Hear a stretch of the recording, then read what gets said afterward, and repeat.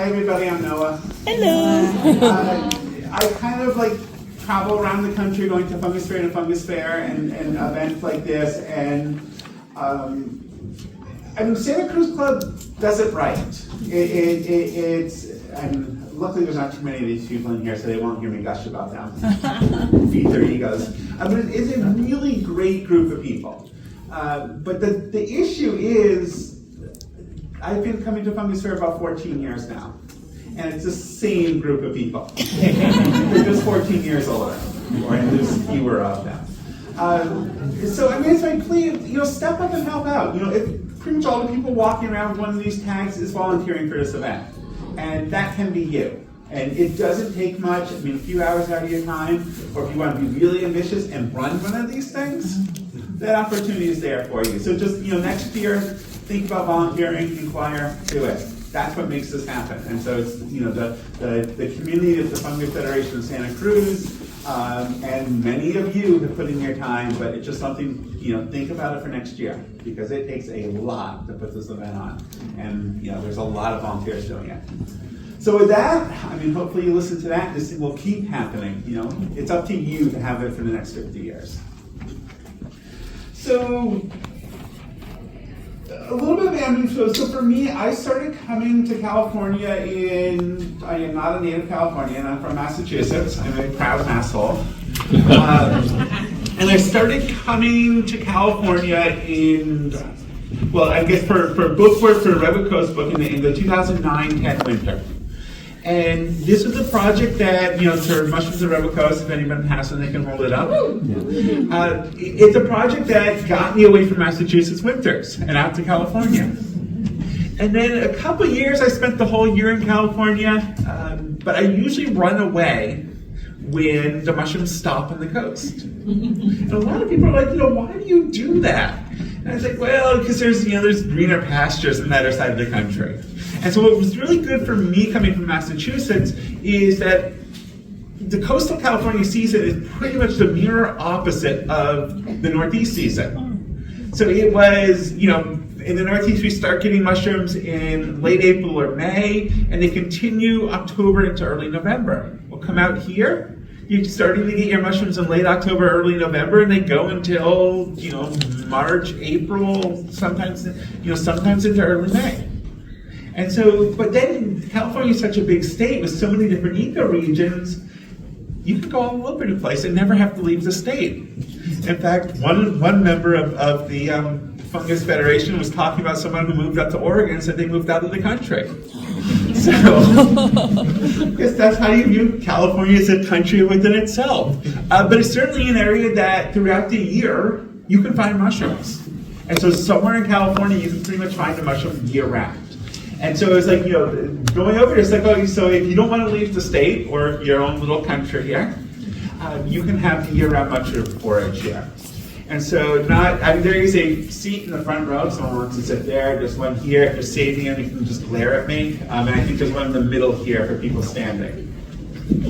So just breaking it up, we're kind of in the winter pick right now. And this is just a quick snapshot of what I consider the different seasons in California. And of course, every year is different, because some years rains don't come until really late. We've had that first pick in February in Santa Cruz. No fall rains. We got late winter rains, and then the early season stuff came up. So the climate change is really screwed with our concepts, and nothing is how it used to be. But stuff generally follows the same rule of thumb on average year after year. It's just a little bit later than it used to be now. So there's that other California season, the Southern California season. How many people consider Southern California part of California? Yeah. Okay, you can leave the room now. It's different down there. It's really difficult to find mushrooms. I mean, so there's a Los Angeles club and there's a San Diego club, and they have fungus fairs.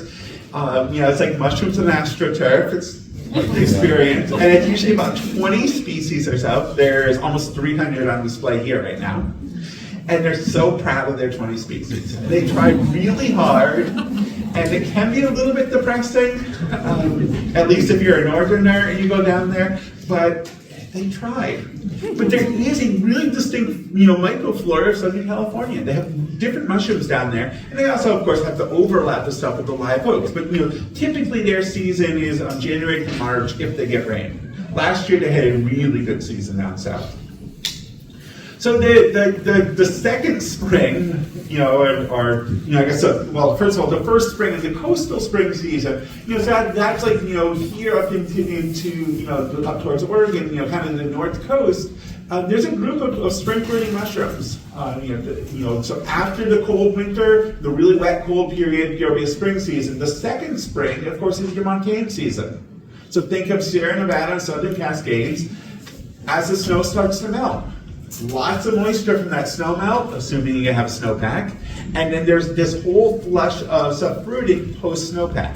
And so you have this, this really nice montane spring season, think morels, spring king, stuff like that.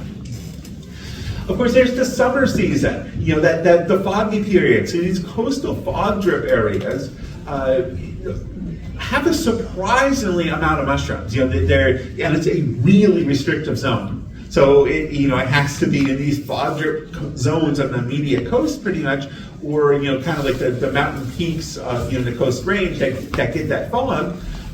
So of course, it lets the redwoods survive the summer, but there's also a bunch of mushrooms that fruit during that period from the moisture from the fog drip. The high and not so dry summer. So you get those monsoonal rains in the Sierra Nevada. These thunderstorms that come across, and it can be really local. Dump a bunch of rain on a single ridge top, get a wet mountain top, you get mushrooms. It's a really quick fruiting window. Typically the rains will come, and within a week the mushrooms will be there. 2 weeks later, if you go up there, you'll find a bunch of buggy bullets. You have to, and it's so hit or miss. But there's tricks, and we'll tell you some of the tricks. Probably the most depressing time is September, and that's when you're just waiting for the rain to come. Everything is brown and dusty and dried up and dead, and you just want the rain. But there's some mushrooms that somehow, some way fruit in that period. Drawing their moisture from deep underground, usually in plant tissue, or like roots or something like that, and fruiting in that period. The first flush, which typically, so in Northern California, typically happens in October. Down here, November, even into December, a lot of years now. So when the first fall rains hit here, a lot of the old timers in the Fungus Federation said it was a month earlier. And so we're really pushing late November into December for this first flush in the southern part of the range. On the Redwood Coast Range anyway. So it all depends on the year. And so you think about it. If you get nice warm fall rains, you usually have a really good bolete season. Porcini season. We'll talk about all these mushrooms. And of course, November, December, this is like the peak of the mushroom season, where you can get the most diversity. Kind of like think Mendocino County down to Santa Cruz. So down here, it's into January now, and then even down in Monterey County, it's January into February. So these dates, even since I've started in the last 10, 15 years, stuff is noticeably later. This graph of when stuff is fruiting is certainly being pushed later and later in the year. So we'll start with the winter pick. This is, these are the famous, kind of what I did here is giving you some easy to identify common edible mushrooms. Chad gave me a hard time about not eating mushrooms. It is true, I don't eat mushrooms. I was offered a free dinner ticket to Chad's dinner, I politely declined. Oh. Just because it's wasted on me. Oh. Oh, come on, do you eat your children? Don't make that face. It's not my interest. So my interest is, what are they? And what are they doing in the ecosystem? So I want to be able to put a name on every single mushroom. So my life goal is to be able to tell you what every single mushroom is. I am realizing I am going to fail at that because I can't do that. Nobody can do that. There's just too much unknown about fungi. And every single region you go to has its own unique fungi. We're applying these European names, these Eastern North American names on a lot of different species. By the time you get out here, you realize, hey, it's a lot more complex than that. We just never give that credit. So yeah, so I don't really eat mushrooms unless I have to, and when I have to, it's because I'm over at a friend's house, they want to feed me their mushrooms, they cook for me. So yeah, then I have to eat them. But I certainly can tell you what they are and which ones you can eat, because I know that's what most of you care about. So I'll accept that, you can accept me, and give me apples, I'll trade you, mushrooms for apples. I guess it's citrus here. So anyway, there's 4 big species in this, this area, and so we'll look at them. So the black trumpets. So this is, if you want a mushroom that's probably the most unmistakable edible mushroom in California, pick this one. Okay, so what's unique about it? It looks like a bunch of dried up leaves, right? You see these ruffly black petunias, and they're hard to find, or initially hard to find, and once you get an eye for them, you'll realize you're standing on like 50 pounds of them. So this is a mushroom that's really common in the tan oak woodland. So in Santa Cruz County, it's mostly up in the hills. You go up in elevation. Unfortunately, where a lot of that habitat burned. But they're also with live oak lower down. Or if you want lots of them, you go up to Mendocino County. So you do the Albion foray that Fungus Federation does. You go up there, Jackson State Demo Forest, which you can get a mushroom collecting permit for, and go out there and look for these mushrooms. And so we're in Mendocino and Humboldt County, where there's vast amounts of tan oak forest. You can pick a lot of these. A lot of the commercially harvested black trumpets come from kind of like Humboldt County, northern Mendocino County, Humboldt County, a little bit into Curry County in Oregon. And, that's where like a majority of the commercially harvested black trumpets in the West Coast come from. And so to recognize this fungus, it's literally like this leafy trumpet-shaped mushroom that can be really dark when it's wet, dry, a little bit paler gray, smooth underside, kind of that hollow tubular shape right down the middle. Can you mistake this for anything else? Black trumpet. A black chanterelle. Yeah. Yes. So black chanterelle really similar, except it has little veins on the underside. It's not completely smooth. If you mistake these 2 species, it doesn't matter, because they're both equally edible, really good edibles. So probably, if you want to find a mushroom around here, a SoCal Demo Forest, another place that you can get permits to hunt mushrooms, usually a pretty good spot for them. But this is one that, okay, if you need to remember a single mushroom from today, make it this one. It's a lot of people's favorite edible mushroom in California anyway. Another one that's more common up north, so once again, if you make that Albion trip and go up to Mendocino County, you can get tons of yellowfoot. And so this is actually one thing I agree with Chad on, is this is a really underappreciated edible. You can often pick lots of it. So like the black trumpet, it's tubular, so it has that hollow right down the middle of the stem, kind of like a flabby cartilaginous texture to it. It has those shallow ridges under Sonoma County and then of course Mendocino County. The other one in the exact same habitat is the belly button hedgehog. So you made it. So the belly button hedgehog has little spines on the underside of the cap. And that little hole or belly button in the middle of the cap, really small, usually about the size, like, a quarter to like a silver dollar size, so about an inch and a half across tops. So it takes a bunch of them, but they're often abundant. One thing, if you are picking these things, try to pick them clean, because if you get dirt in the spines, it's impossible to clean them out. And that's probably one of the reasons why I don't like eating mushrooms, because I never want to clean mushrooms. The last thing I want to do when I get home is clean mushrooms. So, there's the large hedgehogs as well. Hedgehog mushrooms anyway. I think people would frown upon me if I ate hedgehogs.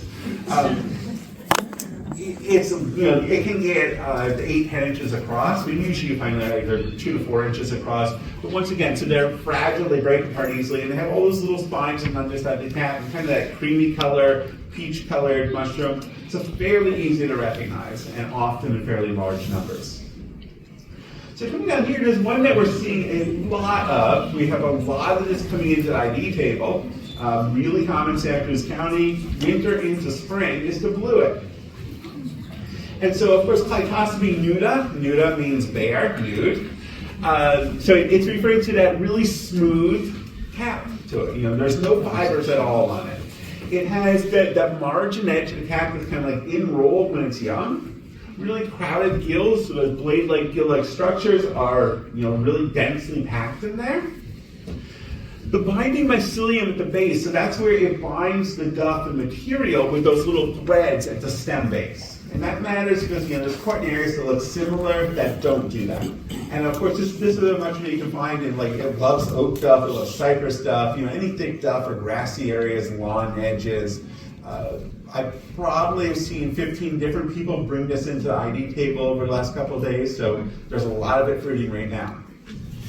Another thing is it has off-white to pinkish buff spores. There's a lot of people ask, so how do I tell what spore color it is? And really, you have to take each mushroom, at least until you get a feeling for stuff. Cut the cap off, put it on a piece of white paper and colored paper, so 2 different pieces of paper, or my favorite thing to use is those little glass microscope slides, because that way you can put it on a slide, you're not going to have the mushroom bleeding into the paper, the moisture from the mushroom making you think you have a different color spore print. And then you can pick up that glass and put it over a dark background or a light background and really see spore color better.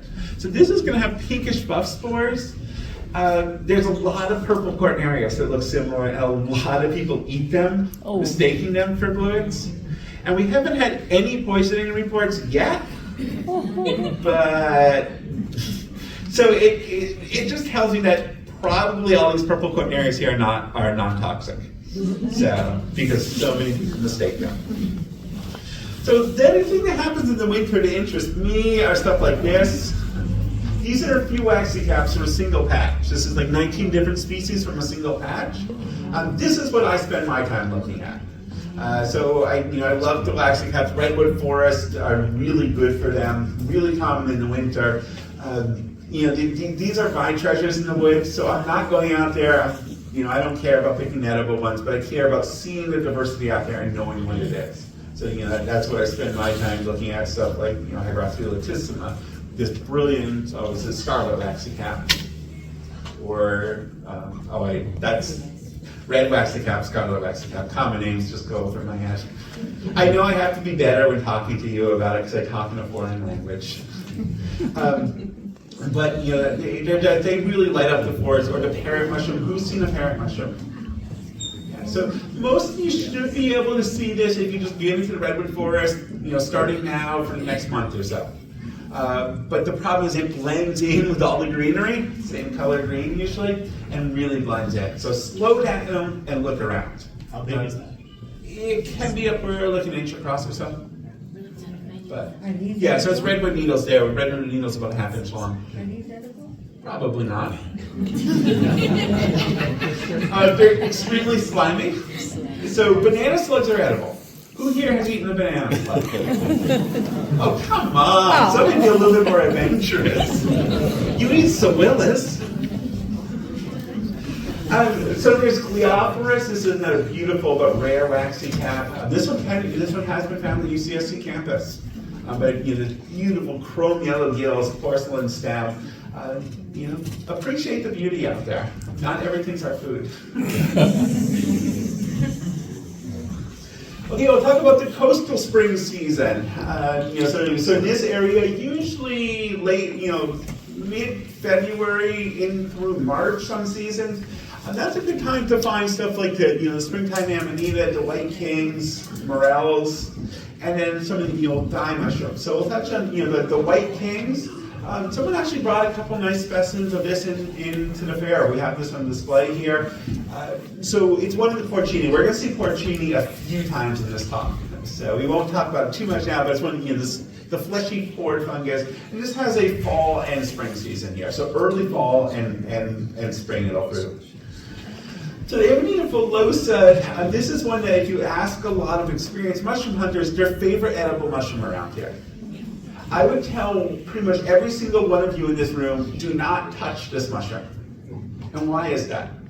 Similar to this. because it looks like this. And a lot of you can't tell these two apart. And if you eat this one, you will die. If you eat this one, you think it's really good. You know, that's like going to one restaurant. If you go to the one here, you'll be fine. If you go to that one, you won't. It takes there's mushrooms that are really good edibles that are not beginner's mushrooms. And so there's probably about 10 mushrooms right off the bat. So you think black trumpets, porcini, hedgehogs, really easy to identify. Yellowfoot, really easy, unmistakable. You can be safe and eat them. And then there's mushrooms like this that, like the springtime amanita that if you make a mistake here, you mistake it for the death cap, you're done for. So don't take the risk. Recognize that they're out there, or go out with like the Fungus Federation, join the club and be around people who know a little bit more. They've been around for a while, 50 years, right? Yeah. So there's some really distinct questions out there, and then there's ones like this that people eat, but don't be tempted. So yeah, this thing really common, springtime live oak forests, live oak woodlands. You can find it all over the place. There's also the fall fruiting death cap. These things will kill you. There's also the dye mushroom. So if you walk by the kids' room, you would see Debbie Johnson there leading the dye station. She made 400 little, you guys made 400 little squares yesterday, dyed them. I'm sure you did a lot more today.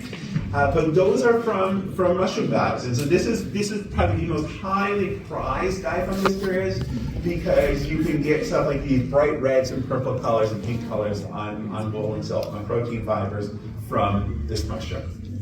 So it's a really brilliant and really color fast natural dye. And so to find this thing, pine forest throughout coastal California, the main peak of this thing is kind of after people give up mushrooming. So late winter, early spring. So February, March, April is when you're going to find this mushroom. There's a couple that are neat, like the Western blood red cord is they're another one of these brilliant red dyers. So to look for. So now we're going up to the mountains. This is where the coast starts drying up. The snowpack in the mountains starts melting, and then you get the hordes of coastal mushroom hunters, talking about snowpack and soil temperatures and just itching to go up there. They drive, 6 hours round trip, 7 hours round trip to go to their hunting areas and realize they're 2 weeks too early, and they turn around and do it again the next day, and then again and again and again.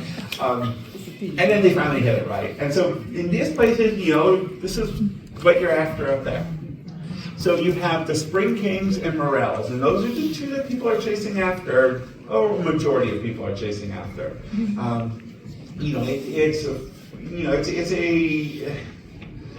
Morel hunting is a challenge because there's usually no rhyme or reason why they're in a place, but there is, we just don't understand it. And of course, there's the post-fire morels. Well, I'll talk about morels in a second. But something else to notice here is the little snow plant in front of the basket, the sarcodes. That's a really good indicator. And so in the mountains, it's really good to use plants as indicators when the season's right. And because with elevation, you can literally go up or down, 500 feet, 1,000 feet in elevation, and you're pretty much changing it from, a week early to a week late in that span. And so you have to hit the spots, the spots that are exactly right. So in sarcoid snow plants just coming up and starting to bloom, it's usually the right time for spring kings and morels. Or a south-facing slope versus a north-facing slope makes a big difference in Montana season. Because it's a really short window these things are fruiting. From the morels coming up to the morels being gone is probably a week or 10 days. Oh. And that's it. Same kings, it can be 4 or 5 days some years. Because it's really hot and dry usually. So it's usually hot, dry, no moisture in the snow melt, there's no secondary rain or anything, so stuff comes up as soon as it can, as soon as it's warm enough, and then it's gone pretty quickly. But the way you continue your season is you just keep going up in elevation, or you go to north-facing slopes, or south-facing slopes if you're early at that elevation, north if you're late. So a couple of the boletes that people are after, the red cap butter bolete is this really beautiful chunky bolete with the yellow pores, the stained blue when you touch them. And it's going to have that light buttery yellow flesh. And this is common starting about 3,000 feet in the Central Sierra up to about 6,500 feet, kind of like the range of true fir. So white fir and red fir, it grows with the true firs. The Spring Kings, this is a really good one. Really, they're slightly different shape. They're kind of like that stout, compact porcini. So porcini, the boletes that you have, the spongy layer on the underside, that pore-like layer on the underside. They are creamy colored when young, but then when they're mature, they go kind of that yellowish color. And Spring Kings can be from anywhere from really like pale, creamy pink color to this more darker, like reddish brown color. And so the cap color is variable. Usually, if it's exposed, above the duff, it's one color. Below the duff, it's a paler color. And that's one thing you have to get used to in montane hunting. Hunting in Sierra Nevada, you're scraping back the duff a lot. Mushrooms don't expose themselves very often. You usually have to search for them. So another really good montane species is the Agaricus moranii, or the mountain amber agaricus. It's this button mushroom, so like those button mushrooms you buy in the store, but it stains brilliant, like amber golden color, and it smells really sweet, like anise or almond. And it's a fairly common one, but not an often picked species in the mountain. So it's one that a lot of people walk by because they're looking for morels or boletes and pass up this one.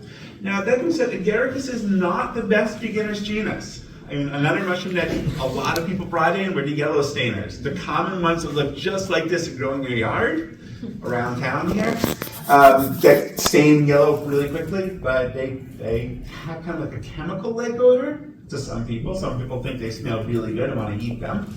But those will make you sick. These won't. So, something to keep in the back of your head for year 2 or 3 mushroom hunting, not necessarily year 1.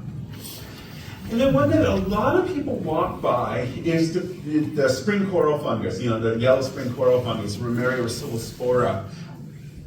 And this is one, the deer absolutely love this mushroom. And you'll find, when you're walking around, you find all these spots where deer have scraped up these piles and eaten this mushroom. But it's actually a really good edible. And so you can usually find lots of this. You'll find 2 or 3 morels, and you could find like 20 or 30 pounds of this Rumeria. That being said, it's best only to eat the young specimens before they really start becoming expanded and all leggy. And then it's really hard to clean up because if you look, there's a lot of duff and debris inside those branches. So it's literally you have to take these things and shake them out and bowls of water trying to get all the debris. A friend actually told me that the best way to cook these things is use them in a soup and then skim off all the floaters and then dump off the pan and leave everything at the bottom of the pan. And everything in between would be the mushroom. So, yeah, it can be difficult cleaning these things. So, but something, keep this in the back of your mind. If you're out there looking for morels, you're not finding them, it's something you can look for. So morels. Who knows what morels are? Not very many of you. Are some of you just shy or sleeping? Okay, so morels are by far the most sought after wild mushroom in this country.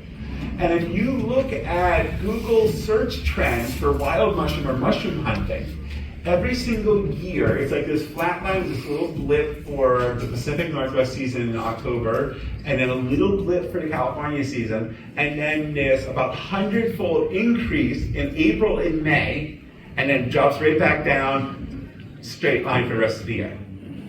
And the reason for that is because morels are, you can go into Midwest, middle of this country, it is the favorite pastime of going out and it's mushroom hunting. They just call them mushrooms. These are mushrooms in the Midwest. And they completely ignore mushrooms through the rest of the season. It's just that one, that 2 or 3 week period in the spring, which is morel season. And so, it's something that a lot of people grew up hunting morels. In California, on the coast, they're hard to find. And they kind of every once in a while they'll show up and, it'll be like some garden or, you do some work in your yard and you pour a sidewalk with concrete and you get Morchillium pertuna, this one here, kind of showing up for one single flush 1 year. Or you put some wood chips down and you get Rufer brunnii just once. But in the mountains, there are a group of morels that are pretty routine. But of course, so morels have that honeycomb-like cap, those kind of like the up and down ridges and then sunken tips to them. So these top two here are morels. This is a thimble cap or a verpa. So this one, the cap sits on top of the stem. So the stem's here, the cap kind of like floats on top of that stem. And so morels, they'll have, I'll show you a picture in a second, or you can just go that one. It's that single hollow chamber that runs straight through the cap and the stem, one chamber. Where the false morels have that multi-lobed, like multi-chambered brain-like cap or lobed cap and multi-chambered stem. So morels hollow throughout, cap and stem, one single chamber, honeycomb-like cap. Can be they can be brown colored, they can be blonde, black, variation of color. So where do you find your morels? Usually in some sort of disturbance. So this is an old logging road. This is actually when I was doing work for the Forest Service, doing mushroom surveys for the Forest Service up in Mount Shasta area. This was my commute to work. Yeah, driving the Prius, you don't have enough clearance to drive over these, but you can drive Forest Service roads in Priuses. Don't underestimate Priuses. But I did not pick them. I behaved myself. I was being paid by you, thank you. The Forest Service, was having a survey for rare fungi up in this area, and that meant we were not being paid to survey for common morels. So I behaved myself and didn't pick them. I can't say the same about my coworkers. Mostly because I didn't want to eat them. They're really good presents to give away to people. So that's about, I would pick them and give them away to people. This was a common occurrence where you have these old roads or disturbed areas or, like a thin fir forest, and that's where you could find these natural morels. So go up to the mountains into the fir forest, the true fir, so learn what white fir and red fir are. And then look around for, go find that old logging road that's grown over, or, find that old trail, or go, just walk through the forest, go to where that tree fell 10 years ago or so. And then look around those areas. So little openings or disturbances in the forest is typically where you would find this stuff, this stuff, these morels. But then there's the easy way. There's the shooting fish in the barrel way. And that's the post-fire, the post-burn morels. This is kind of a really depressing way to find morels because you're going up to habitats that are not going to be forested again in your lifetime in all likelihood, or if they are, they're going to be really scrappy for us. So there's a whole group of fungi that fruit in response to fires. And so what will happen in these cases is you'll have this burn come through. Unfortunately now it's near full mortality, burning most of the forest, very little is left. And then the following spring, so think of the burns happening August, September, by usually October or November, they'll get a little bit of precip. Sometimes the first precip comes as snow. And then this, all these little morels. So there's all these there's that people give on hunting burn morels. And a lot of it has to do, you look at the fire maps, you overlay those fire maps with veg maps, you pick the exact location, the soil temperature, just go on the Fungus Federation listserv, join the club, get on the listserv, and they'll all be bragging about finding morels and what you don't have to do any of the work they've done, just go up to the spots they found them. But if you do put work into it, you can look at areas and identify areas that are higher probability of finding them. But pretty much, and this only happens for a single year usually. The spring following that fire, you can get a second year, especially if you do salvage logging or have a secondary disturbance on these burns. That second year post burn get typically a smaller number. If it's a low intensity burn, so trees survive, so you get maybe 1 or 2 dead trees and a whole bunch of living trees. On that year 4 or 5, you start getting those natural morels coming in and colonizing that area, or fruiting that area. The company never didn't colonize it. So you have this whole group of black burn morels here. And it happened, I mean, after the fires in Santa Cruz Mountains. Did anybody collect morels after that? A couple of you, yeah. So it appears to be an undescribed species that grows through the redwoods post-burn here on the coast. Big, tall things. See? I saw them about 10 years ago after those fires. Interesting. You know, there's a lot of unknown stuff. No one? Yes. The false morels are edible? False morels, some of them are, and some of them could kill you. So it's best not to eat false morels.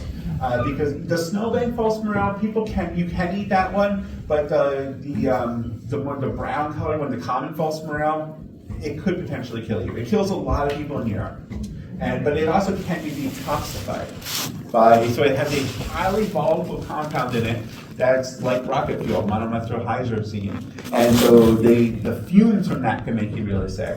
And eating that raw could potentially kill you. But then morels also kill people this past year.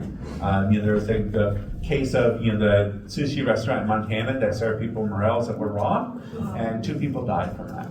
So you can die from eating raw morels. This is a mushroom that has to be well cooked. And then some people just, but there's also millions of people who are eating morels. And there's also, how many people do peanuts? About 100 people die a year from peanuts. So there are foods we commonly eat that kill a lot of people. So, and don't really know what compound in there kills the people. What is it in the morels that's killing people? Or making people sick. But this was the first time that there was a recorded death on morels. So yeah, this is another spot you can find morels is post clear cuts, logging disturbance. This is a clear cut up in Northern California, and just in these giant, disgusting debris piles the following spring are morels. So they do fruit in that disturbance. This is the ones I like finding are the natural morels, and these are these big triangular shaped, chunky things. And typically these are the slightly disturbed fir forests that they occur in. And these are the hand grenade morels. And this is just get up there in the mountain in the spring. It's a beautiful time to be in the mountains. Give yourself a weekend, give yourself a few days, and go up there and look for them. And you can play around the elevation. Stuff like the mountain blonde morels a little bit later. So if you see dogwood blooming, you're at the right elevation. And this is also the right elevation for spring kings. So you mentioned the false morels. Yeah, so false morels can be toxic. There's a group of false morels that are extremely toxic, and there's a group of false morels that are more or less toxic than true morels. So would probably make you sick if you ate them raw, but pretty much the rule of thumb is just cook all wild mushrooms, cook all mushrooms. Even some of the edible species, these are compounds your body can't easily digest. So, you're using heat to break down the cell wall so you can easily digest them. False morels, the snowbank false morel typically grows right near melting snowbanks and a highly convoluted brain-like cap to it. So good luck with these. But you can go up there and find them. So later in the summer, when you see, so there's a website every mushroom hunter should know, and it's water.weather.gov. And then water.weather.gov has these precip, these rainfall maps that show you exactly where the rains have fallen. So water.weather.gov/precip. And especially if you're hunting in the California mountains, it'll show you exactly which ridge got that thunderstorm and how much rain was dumped in. And when you see, this particular area got about half an inch of rain, I went there about a week later, and it was absolutely loaded with kimberlites. So that's what you do. You look for the rains and you go. This year had a really wet period in Sierra Nevada, early September or so. How many people went up and hunted boletes there? Did you do good? I see heads nodding and big smiles. So I guess now's the time to mention, porcini. This thing grows all over the place. The California coast, California mountains, fruits in the spring, fruits in the fall, fruits in the summer. It's a good one to learn. It's fruiting right now in Santa Cruz. A little bit late, but it's still going. We had a couple really big specimens come in. We had this one, like this big, really old one. When I came in this morning, it was walking away. Oh, You can use your imagination. oh my God. Fungus gnats love them. So you find boletes with little holes in them, little maggots in them, and you just like stick it in the back seat of your car and you bring it home from the Sierra Nevada. Chances are by the time you get home, it's going to be a puddle. But so anyway, to recognize king boletes, that big hamburger bun-like cap, reddish colors, reddish brown colors, orange colors, pretty variable, can even be like pale, creamy to almost white. Fours, they're white when young, they develop, those olivaceous or, yellow, grandiculus usually has some sort of reddish blush, bronze blush to it, kind of like that variation. They don't really stain blue. There's ways to make them stain blue, but it's not something you touch and goes blue. White flesh that stains a little bit of pinkish or vinaceous color. Pretty easy to recognize this mushroom. Not much looks like a king bolete. So get that one down. Get just that image search down. Stuff like shrimp russula, okay, not the best beginner's mushroom. The best thing is, about russula, there's the only toxic russulas are the ones that stain black. Recognize some people eat shrimp russulas. Another one that probably may not be your first year mushroom, but something to keep in the back of your head, and just recognize that brittle gills russula. And then there's a mountain butter bolete. This is one that fruits even in dry periods, high elevation, like 6,000-7,000 feet under the red fir. A couple summers I was doing work up in botany work in the northern Sierra Nevada, and we'll be out there dry, no rain since early spring, so April, early May, and this was like mid-July, early August. Everything's dusty and dry, and I'm still finding these butter bolete. So it does not need much moisture to fruit. The aspen zone in California, that's a really neat area. There are aspens here. So think like Alpine County, kind of that east side Sierra Nevada, where you get these, not the big aspen stands that you get over in Colorado, fairly small ones. They have lots of Laxinums, the scaber stalks up there. And so, if you get that summer rain, you can go find a whole bunch of them.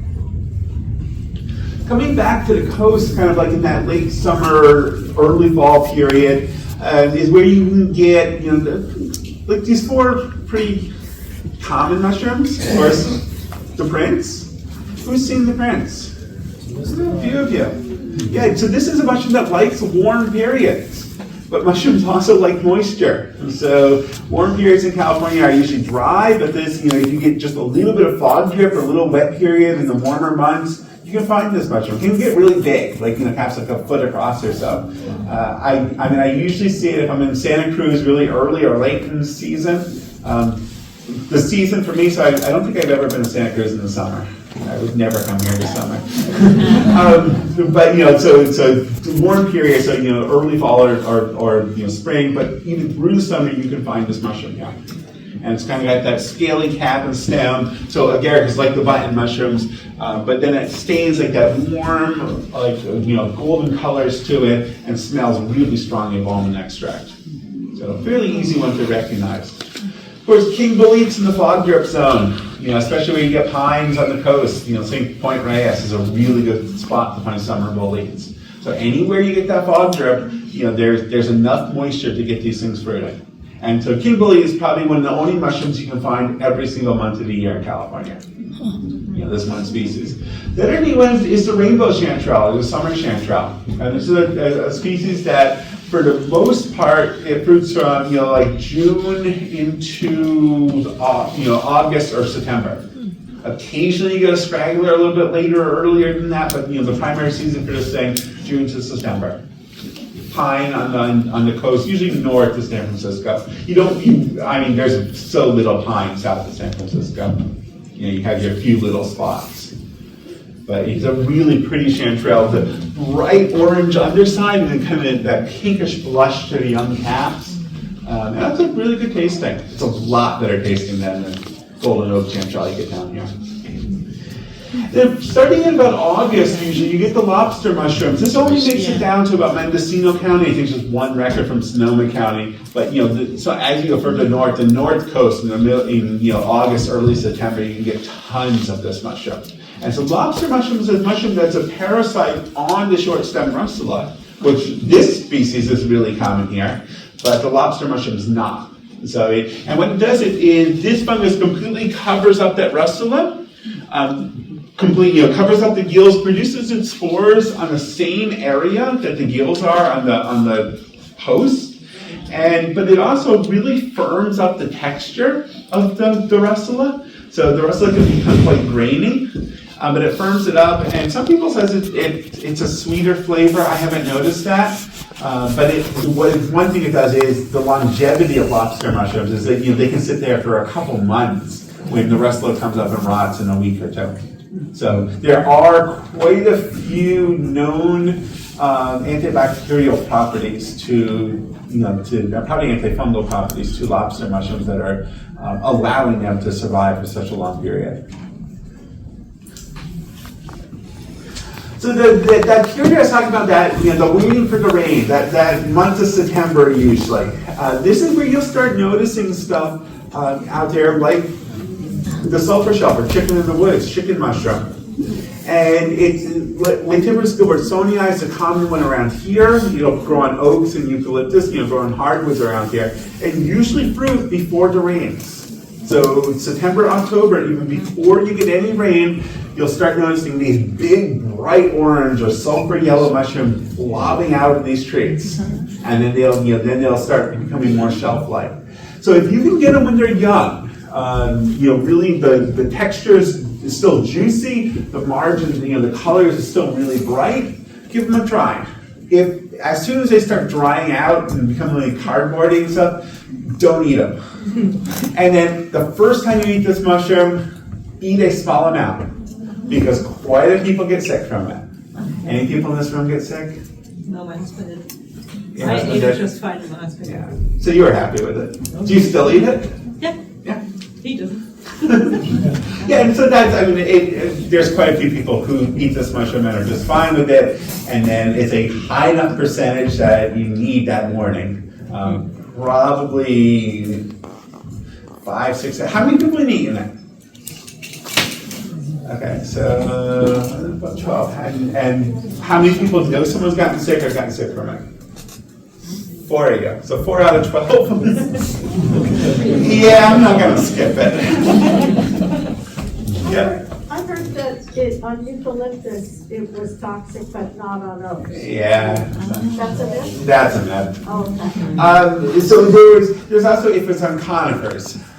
Okay, so a lot of this comes from when we call it all the same species. We call it all Lentiferous sulphureus across North America. Well, there's 5 different species of Lentiferous across North America. So mushrooms domesticated time, when David wrote that, on eucalyptus it's can be problematic, or on conifers it can be problematic, but usually on oak it's fine. A lot of that data was skewed by the fact that a lot of people are eating Lentiferous sulphureus on oak or Cincinnatus on oak from eastern North America, and they were fine. But when you came out to California, you had 2 different species that a lot of people are eating and not being fine.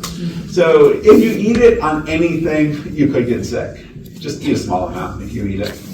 And only eat it when it's young. That's another problem with these. It's really difficult to digest when it gets older. So don't eat old specimens. The other thing to look for this time of year are the birch boll leaves. So urban areas, planted birch trees, a lot of people have them, and a lot of people water them, because they don't survive if you don't. And so that's where you can get these birch boll leaves will often fruit in large numbers. So they, once again, like the aspen boll leaves I showed you from the mountains, they have those dark scabers on the stem. You kind of have those white to gray pores. Be a little bit careful if it's a potentially polluted area, or how many dogs are walking by, or how many people are walking by here. Just use a little bit of any urban mushroom, really. Think about where it's growing and what's been around there. Your busy roads have lead arsenic that these automobiles back when they had lead arsenic in the gas spewed out of them. And that's all still there. And there's some mushrooms that concentrate those heavy metals in the fruit bodies. Eating it once or twice, probably not a big deal, but eat it too much, maybe it will be. So just use some, keep that thought in the back of your head. So lion's mane, this is another one that can come out early in the season, sometimes before the rains. It's that big clump of spines coming out of the tree. Of course, if you don't find it, you can just go buy it from Far West Fungi. It's a really good mushroom. It's a wild mushroom around here, but fairly easy to cultivate. So something that, keep an eye out for us, because sometimes you can do really big, 8-10 pounds or so, but typically they're about softball size. Another one for dyers, the dyer's polypore, Schweinitzii. This is one that, the whole range of colors here are, colors from this mushroom with iron mordant, no mordants, alum mordant. So you use, depending on the mordant, which is a, ferrous sulfate, iron mordant, it just changes which pigments stick to the fibers. So, but this is a really neat fungus, a very common fungus, one that'll start fruiting in the late summer, early fall. Here's an example of 2 clumps. This is on UCSC campus. Taken 8 days apart, the same mushroom. You can see the variability of this mushroom in the same spot, same clumps. But wet versus dry, so the growing period. The middle one was the dry period. The one on the right is really wet, but just the color change it can go through. Another dye mushroom that's fairly common around here is the dyer's puffball. Some people call it the dog turd fungus or dead man's foot. And this mushroom is just spectacular because it will grow out of the driest, harshest areas.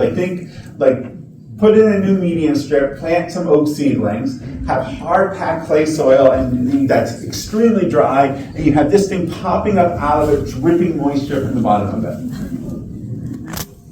Yeah, it's impressive. It'll stain everything it touches brown. And in the whole top, it's making me, I'm going to sneeze right now, just looking at the photo of that whole top part when it's mature. It's just this powdery spore mass that gets everywhere. Keep that in mind. It's not toxic, supposedly, but I would never, ever want to eat this thing. Do you want to eat a fungus called dog turd fungus? Dead man's foot? No, it's just, I would not eat it. Okay, finally, we'll end up with the mushroom season, what I consider the peak of the season. And that's when the rains come, get the porcini. We talked about this. Well, yeah, the best time to find this mushroom is about 2 weeks following the first soaking rains on the coast. And so, if that happens in October or November here, that's when you get the really big flushes. Warm rain, perfect for bullies. And so it's an impressive mushroom.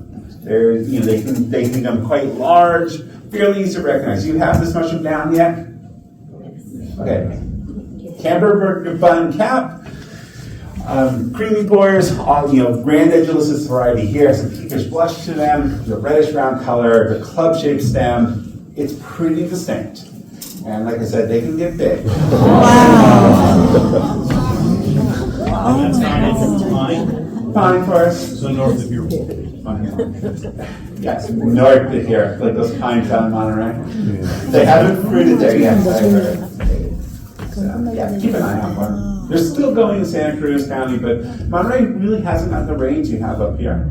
And they're getting them this weekend. Next week, guys, next week. You also, under the oak, you get queen bully. So similar to the kings, a little bit more stout, brown cap. Keep an eye out for that.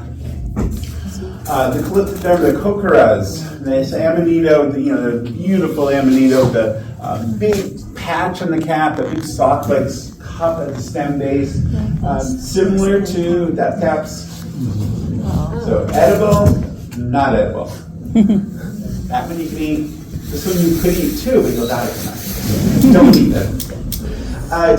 Death caps, this is an unfortunate tale of, this is an invasive mushroom species in California. It's not native to California. It was introduced in the 1950s on the roots of cork oak. So, cork oaks are where your wine corks come from. Those were introduced into California. They spread off the roots to the native live oak forest and now have just taken off. And it's really unfortunate because this thing can be one of our most common fungi in the live oak woodlands. But to always have to be aware of this fungus. If you're hunting mushrooms, you want to eat them, this is the first mushroom you should learn. Because if you learn what will kill you, and you make a mistake, and unfortunately for most people it's when you make a mistake and not if, you'll be fine. You can tell people about it, except you will be too embarrassed to tell people about it. And it does come in white forms too, so don't get hung up on cap color. I guess it can be anywhere from dark green to grayish to white. Just has this whole set of features that bulbous stem base, little lip to that edge of the bulb, the skirt. This is a specimen's in perfect condition. Mushrooms are not always, rarely in perfect condition. They always are in my field guides, but not in my reality. So yeah, you really have to familiarize yourself with the variation. The best thing to do that is go on a site like iNaturalist or Google and look these things up and see what they look like. See the variation of a single species you want to learn, because a golden chanterelle isn't just going to look like this. So there's a lot of variation in shape and size to this. This is your California golden chanterelle. This is your new state mushroom. I wouldn't have picked it, but you did. It is, so to recognize the chanterelle, thick flesh, like stringy flesh, like think string cheese or white breast meat and chicken, fibrous stringy flesh you can peel apart. The misshapen fruit bodies, kind of that ruffly edges, the irregular shape to it. They're not like perfect round caps and stems. We tell you this again and again and again, tell you these are not gills. They're ridges, they're folds, they're blah, blah, blah. They look like gills. But the different way to think about it is, think of like individual blade-like gills, like pages in a book on a gill mushroom, but chanterelles are rather blunt, thick edged, lots of intervening to them. They run down the stem, they kind of just like taper down the stem into the stem. And, so pay attention to stuff like that. So here's, you can get white chanterelles in this area, usually up in the mountains here. Cascadensis and Rosichinus and Formosus are further north. But further north being starting at Marin County, just north of the Bay Area. And so these are the with the California golden chanterelle, the 5 species of chanterelles in California. So some of the lookalikes include like the false chanterelles that have these real little shallow gills that they fork repeatedly. So gill comes out, splits in two again. They're often somewhat wavy or wrinkled. The woolly pine spikes that look sort of like chanterelles, but they have these really widely spaced gills that are, there's no interwoven structure to them. It's just these individual blades. And then the lactarius, the milk caps, especially golden milk cap. I think probably close to 20 people brought golden milk caps in, well, maybe more than that, to the ID table over the last few days. And I think 15 of them thought they were chanterelles. About 5 of them say, don't think they're chanterelles, but what are they? So yeah, the golden milk cap is just like, they have gills, they bleed latex, they crumble apart. You're ignoring some features here. Now that we're in that peak season, I'm out of time. Okay, we'll have to go quick. Yeah, they can't kick us out, right? So for here, we have stuff like shrimp russelas. I'm not going to spend too much time on this. If you pick a russula that has red or purple, it stains yellow and then brown when you handle it, and it smells like fish, you have a shrimp russula. Oh. Congratulations. Oyster mushrooms. Okay, this is something that's really commonly cultivated, but also really common in the wild. So as soon as you get like the woody substrate that's soaked in the late fall, mid-fall, you can find tons of oyster mushrooms. They're already all dissolved. I've seen lots of logs covered with dissolved oyster mushrooms and some rotten stuff that come in. It's cauliflower mushroom season here. So think big, giant clumps of weirdly ruffled shaped mushroom at the base of pine trees. Monterey County is the best place for it. But there's no rhyme or reason to why these things show up, they just do. And so really good edible mushroom, one of the best, and unmistakable. And we have candy caps. So who had candy cap ice cream? Okay, most of you. They did well, huh? Yeah. So it's tough to believe that this maple sugar-like odor and flavor is coming from this mushroom. It's very common in Santa Cruz County. There's a lot of it out right now. If you want to go find this mushroom, get outside and look. It grows both in conifers and under hardwoods, so tan oak, live oak, Douglas fir, time. It's not a hippie mushroom. All over the place, it has a lot of lookalikes. Here's some of them. Oh my gosh.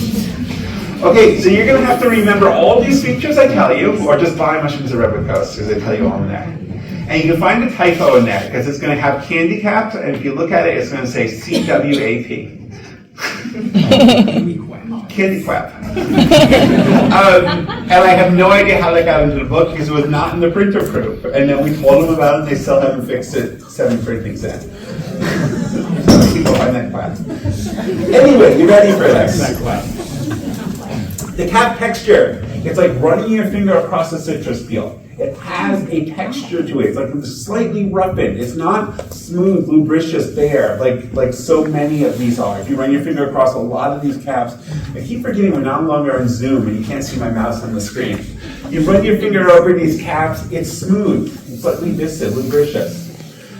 It has watery white latex, so you break this mushroom, it needs a little bit of juice that's like skim melt, and then it dries clear colored. Okay, you have the really common yellow latex one, xanthan galactus, that when you break it, the latex goes yellow after about 15 seconds. Not a candy cap. You have a hollow stipe, so down the middle of the stem, there's no tissue in that. The stem base has those little strigose hairs, so a little bit of white fuzz. The spore color on it is white, the white spores. So it's a combination of all these features along with this odor. It smells like fenugreek when fresh. So sweet, spicy, but not the brown sugar, the maple sugar odor. It's not until it dries it develops that odor. So if you're unsure in the field, you can take a lighter to the cap edge, or you can throw it in the microwave for about 30 seconds, and that's usually enough to dry it out enough to smell this mushroom. So those are like quick tips, but it doesn't take much time to figure out that it's a candy cap. Now say you mistake it for something else, isn't a big deal. Well, your cookies only taste like mushrooms and not like brown sugar, so yeah, I wouldn't want to eat your mushroom cookies. The only thing that's potentially a little bit dangerous is Licorice rufus. That if you take a bite of this and wait about 15 seconds, your mouth is going to like burning hot taste. So, and another one is actually not even on the slide because I don't think it looked like enough like a candy cap to put in the slide. And that's the xanthan galactus. That's the one that the latex goes yellow. It's really bitter tasting and it could potentially make you sick if you ate it.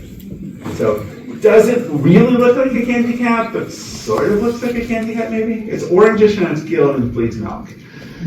That's enough for some people. So yeah, go out and look for it because it's really easy to find a lot of them. And I do mean a lot of them. Very short amount of time. Sorry, to clarify, if you use the lighter, it will smell like The burning cap will usually smell like the burnt sugar. burnt sugar. Yes. Back row here. Just really quick, because I found them in my back area quite a lot, and some of them have, a lot of them are hollow, but some of them have like a whitishness in the stem. Yes. So when they're really young, they can have that whitish tip in the stem. Yeah, I heard about that. I wasn't sure. Yeah. Okay. So I mean, it's that's fine. Just throw a few away. You know, it's the safest thing to do. But yeah, so any of these, a lot of these hollow stipe mushrooms, when they're really young, they'll be solid with pith, and they'll look like. So some of them, like Licorice rufulus, the middle bottom here. So that's solid throughout.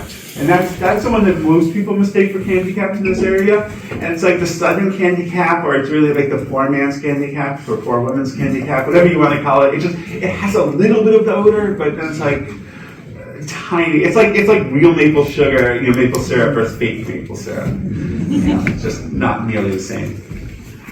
I'm just going to finish up, and then we can do a few questions. So bleeding milk cap, Licorice rubilectius. This one you break it breeds with red juice. Really common on the Douglas fir. It's worth trying. See if you like it. The other one I want to mention is Licorice deliciosus. So this mushroom does not occur in California.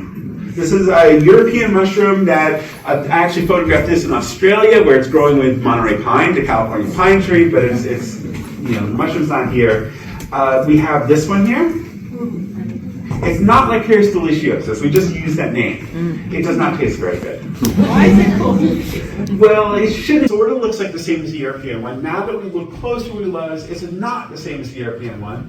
And regardless of what Chad says, it does not taste very good. Same with this one. So Licorice deliciosus for any areolatus is this one that grows up with the 2-needle pines you can find in the mountains of lodgepole pine.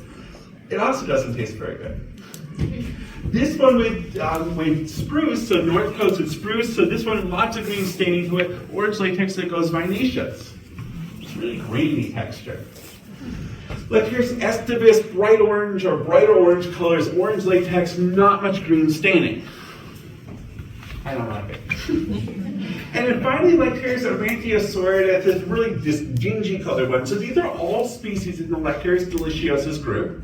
Until recently, which these two have been described in the last 15 years now, and they're all called Licorice deliciosus. But none of them are Licorice deliciosus, and 3 of them still need names. So if we want to give them names, I propose this.